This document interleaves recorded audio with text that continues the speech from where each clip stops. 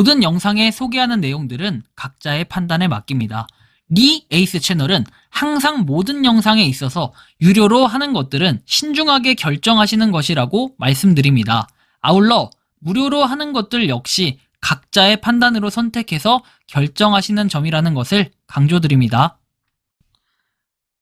안녕하세요, 리 에이스입니다. 자, 여러분들 이번 시간은 파이코인 상장 후 이틀 현재 상황 그리고 사라진 1억 파이에 대해서 한번 설명해 드리겠습니다. 뭐랄까요? 파이코인이 지금 연이어서 인기를 계속해서 끌고 있습니다. 그러나 지금 여러 가지 잡음들이 들리고 있기도 하고요. 파이코인에 대한 이런저런 소식, 또 리에이스 채널이 항상 다루지 않습니까? 자, 한번 내용들을 살펴보도록 할게요. 일단 코인 시장이 어제 저녁 정도까지만 해도 좀 폭등을 하고 있어가지고 상당히 긍정적으로 생각을 했었어요. 근데 지금 코인 시장에 또 하나의 사태가 불어옵니다. 펑 하고 뭔가 터져가지고 지금 뭐 이더리움만 4% 이상 빠지고 있는 상황인데, 자, 바이비트 해킹 전 162억 달러 준비금을 보유했다 해가지고 해킹 전 바이비트는 162억 달러 규모의 준비금을 보유하고 있었다. 해킹 탈취금 추정 규모는 해킹 전 전체 준비금의 8.64%에 해당한다라는 이런 얘기가 있고요. 지금 뭐 바이비트가 좀 난리가 난 것 같아요. 보안 전문가, 바이비트 해킹 배후, 북한 라자루스 그룹 가능성이 있다라고 해가지고 14억 달러 규모 해킹 사건 배후에 북한의 라자루스 그룹이 있을 것 같다라는 이런 가능성이 있다고 전했다라는 내용이 있어요. 좀 더 디테일한 내용을 한번 살펴볼게요. 오늘은 요게 약간 코인 시장에서의 핵심인 것 같아요. 바이비트 해킹 해가지고 나와 있는 내용이. 자, 바이비트 해킹 정교한 공격이 거래소에 이더리움 콜드 월렛을 표적으로 한다 해서 지금 바이비트가 난리가 났죠. 암호화폐 거래소 바이비트 오피셜 이더리움 콜드 월렛 중 하나가 무단으로 손상되는 사건이 발생했다. CEO 벤자오가 확인한 이 공격은 암호화폐 생태계에 충격파를 보냈다. 수많은 보고서에 따르면 약 14억 달러 손실이 발생했다. 멀티시그 콜드 월렛에서 웜 월렛으로 일상적인 전송이 실행되었을 때 발생했다. 그러나 이 거래는 서명 인터페이스를 가리는 교활한 공격의 희생양이 돼서 서명자를 속여서 악의적인 변경을 승인하게 됐다. 바이비트에 따르면 표시된 주소는 합법적인 것처럼 보였지만 기본 스마트 계약 로직이 변조되어 해커가 지갑을 장악할 수 있었다. 이 정교한 침해로 인해 모든 이더 보유 자산이 신원이 확인되지 않은 주소로 이동했고, 바이비트는 이에 대응하기 위해 급히 움직였다. 그래서 사이버스의 공동 창립자이자 CTO인 메이르 둘레브는 이 사건을 와지르엑스와 레디언트 캐피탈을 표적으로 삼은 사건과 비교하여 거래에 대한 블라인드 서명으로 인해 발생했다고 덧붙였다. 이것은 합법적인 거래를 실행하려고 시도하는 동안 블라인드 서명으로 인해 발생했을 가능성이 크다. 그 순간부터 해커는 지갑을 완전히 제어하여 추가 서명이 필요 없게 되었다. 그래서 뭐 이렇게 돼 있는데 2억 달러의 이더리움이 판매가 되었다. 온체인 데이터에 따르면. 그래서 해킹 이후에 4.5%가 하락을 해서 급락세를 보였다라고 했고, 바이비트는 조사를 위해 전문가를 동원함에 따라 자금이 안전해졌다. 보안팀은 최고 수준의 블록체인 포렌식 전문가 파트너와 협력하여 침해를 풀기 시작했다. 이 거래소는 블록체인 분석 그리고 이렇게 자금 회수를 전문으로 하는 팀에 공개 초대를 확대하여 도난당한 자산을 추적하는 데 도움을 주고 있다. 벤자오는 CEO의 상황의 긴급성을 강조해서 트위터에서 도난당한 자금을 추적하는 데 도움을 주시면 감사하겠다고 밝혔다. 그래, 뭐 아무튼 이렇게 해킹을 당했다. 이런 게 진짜 해킹이겠죠. 근데 진짜 대단한 것 같네요. 엄청난 금액을 해킹 당해. 그러니까 이제 코인 시장의 가격이 폭락하고 있는 건데, 한편 파이코인은 사실 폭락이랑은 상관이 없어요. 신규 뭐 상장을 한 거기 때문에 이게 막 엄청난 의미를 갖진 않는데, 현재 아직도 보면은 지금 파는 물량이 훨씬 더 세게 나가고 있다라는 거, 우리는 요거를 좀 관찰할 수 있을 것 같아요.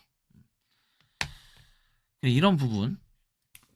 지금 OKX가 굉장히 큰 이슈가 되고 있어요. 뭐 다른 거래소들도 물론 뭐 동일한 가격대를 유지하겠지만 이슈가 되는 이제 큰 사항이, 제가 좀 자정이 넘어서 공유해드렸던 내용, 자정이 공유해드렸던 내용 있죠.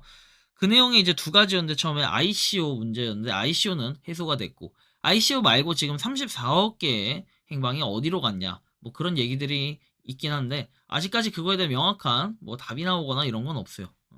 공식적으로 올라온 내용도 없고요. 그러니까 이런 것들이 항상 코어 팀의 단점은 빨리빨리 대응을 해가지고 해소를 해야 되는데 그런 게 전혀 없다라는 게 늘 아쉬운 부분이다라고 좀 말씀드릴 수 있겠고, 지금 파이네트워크 387.9만 팔로워, 이제 팔로워의 의미 그렇게 크게 둘 필요는 없고 계속 앞을 향해 나아가고는 있지만 약간 정체기에 온 듯해요. 그리고 지금 이렇게 스테이킹을 걸어가지고, 요건 지금 비트겟 거래소인데 스테이킹 걸어서 6147% 이득을 보고 있다. 연이율이에요 이거, 그죠? 그래서 토탈 에어드랍은 39만 1600파이, 이런 식으로 뭔가 파이를 계속 모아가는 사람도 있다. 지금 가격이 메리트가 있다, 좀 싼 것 같다 해가지고 구매를 하시는 분도 의외로 좀 있다라는 걸 볼 수 있겠습니다. 한편 코지님이 이렇게 얘기를 해요. 2달러에서 파이 네트워크는 11번째로 큰 암호화폐가 되었다. 눈을 떼세요. 당신은 제품을 들고 있지 않다. 최고라고 최고의 프로젝트를 지원해왔다. 1000만 명의 보유자를 가지고 있다. 자, 어제 이후로 몇 명에게 파이에 대해 말했나요? 시작해볼까요? 얘기하는데, 상장이 되고 나서 시작하는 사람도 있고, 반면에 파이가 상장을 했지만 가격이 비리비리해서 그만두는 이런 경우도 있습니다. 근데 여러분들 의외로 지금 이렇게 얘기들을 하지만, 제가 오프라인, 온오프라인에서 많이 봤던 게 뭐였냐면은, 지금 이제 저희가 게임 막 이런 것도 좀 하잖아요. 그러면 거기서 이제 파이코인 채굴 하시는 분들의 얘기도 들어보면 이렇게 얘기합니다. 어차피 나 락업 걸려서 못하는데 이제 KYC 인증을 좀 해야겠네요. 이렇게 얘기하면서 예전에 과거에 가지고 있던 파일을 찾는 사람들이 조금씩 발생을 하고 있습니다.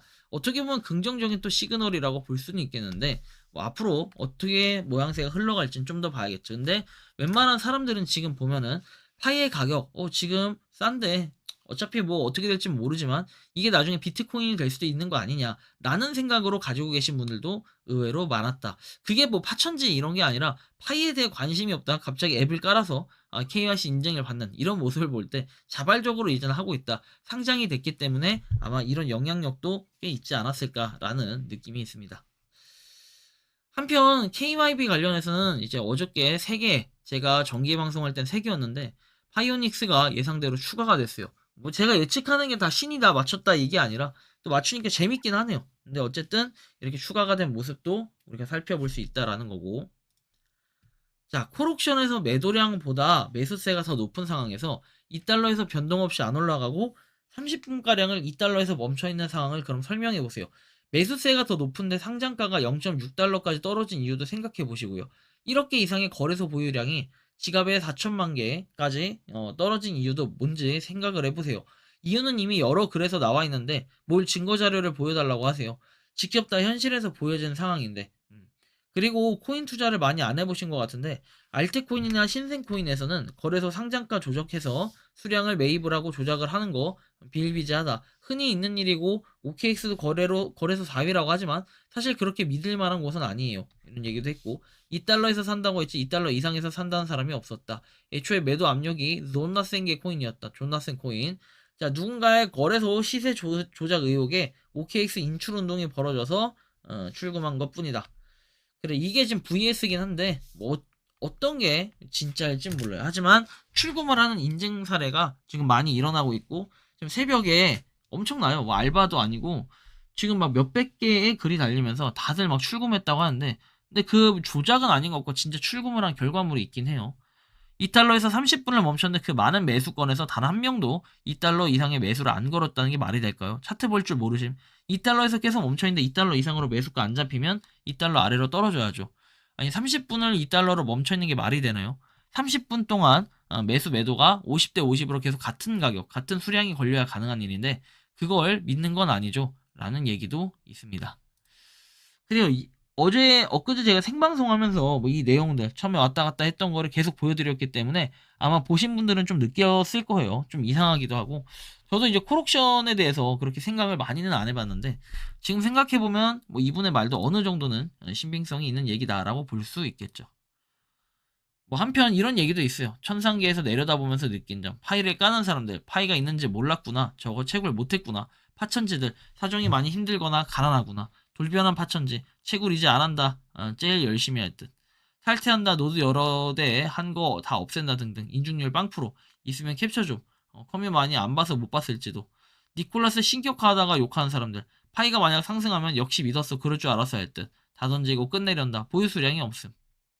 충분히 까고 자기 생활로 돌아간 팟가 정상 오케이. 현실을 인식하고 그냥 조용히 존버하는 파천지 정상 오케이. 아직도 남아서 끝까지 까는 팟가 직업이 없구나, 채굴을 못했거나 사정이 힘들었구나, 가난하구나. 아직도 남아서 끝까지 꿈꾸는 파천지 사기당했어도 신고 안하고 믿을 사람들이구나.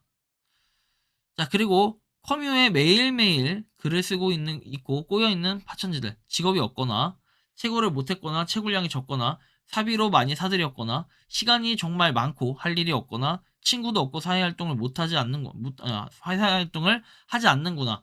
이제 뭔가 성공해 본 적이 없거나 꿈이 없거나 등등.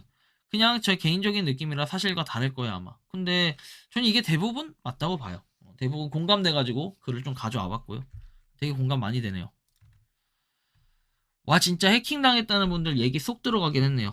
좀 웃기긴 해요. 어느 순간부터는 해킹 당했다는 글이 한 개도 안 올라왔다는 게 좀 레전드긴 하죠. OKX 불매운동? 와 어질어질하네요 진짜. 상장해준 거 고맙다 그러더니 자기들 원하는 가격 아니라고 해서 욕하고 모함하고 저런 것까지 하신 애들. 앞으로 이제 모든 거래소가 파이 상장 안 할 듯. 문제 많은 거 뭐 한다고 할까요?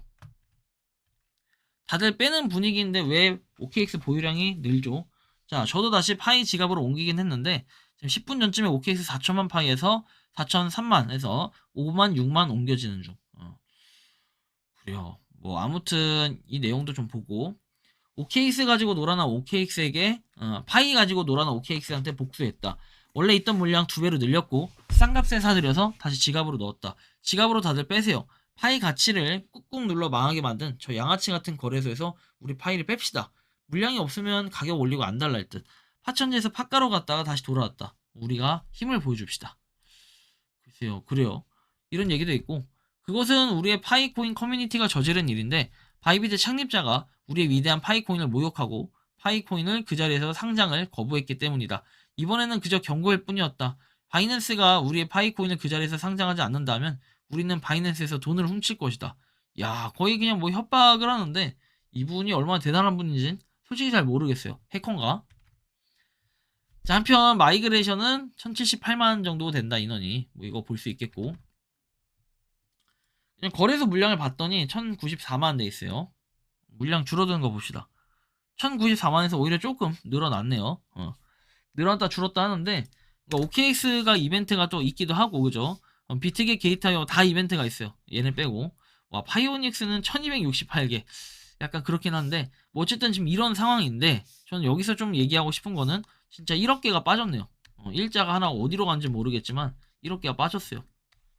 근데 우리가 좀 거래소 관련해서 한번 얘기해 볼게요. 가격 관련해서. 자, OKX가 만약 그랬다고 하면은 비트겟이나 게이트아이오나 이런 데는 훨씬 더 높아야 되는 거 아니에요? OKX보다? 이게 맞는 거 아닌가? 근데 그렇지 않고 가격은 또 비슷해요. 근데 그 원흉을 갖다가 OKX라고 탓을 한다? 뭐 코인 거래 많이 안 해보신 분들인가? 약간 전 이런 의문점이 들기도 해요. 아니 코인 거래소가 당연히 그 콜옵션에 대한 영향 솔직히 있긴 하겠죠. 2달러. 근데 2달러에서 확 내려가는 그런 시세 조작이다. 사실 그렇게 해보기보다는 다 던지는 게 맞았지 않을까. 전 이런 생각도 해보는데. 아니 보통 신규 상장을 해. 근데 무료 채굴을 해. 자 시작하면 살짝 올라가는 척을 해. 그래서 쫙 떨어져요. 삐 산소호흡기 떼듯이 이런 소리가 나버린다고. 이게 일반적인 무료 채굴 코인의 시장이에요. 시간이 지나면 더 그래요. 근데 파이코인은 지금 어쨌든 계속 뭐 견디고는 있는 것 같은데 저기 이틀 차라 가지고 사실 견딘다 안 견딘다 이런 표현을 쓰기도 조금 무색하다, 좀 이상하다 이런 얘기고. OKX 파이의 양은 어제 3,983만 8,885파이에 불과하다. 이렇게 이상의 파이가 어디로 전송이 됐냐? 도대체 무슨 일이 일어나고 있냐 해가지고 이게 지금 한국의 난이다.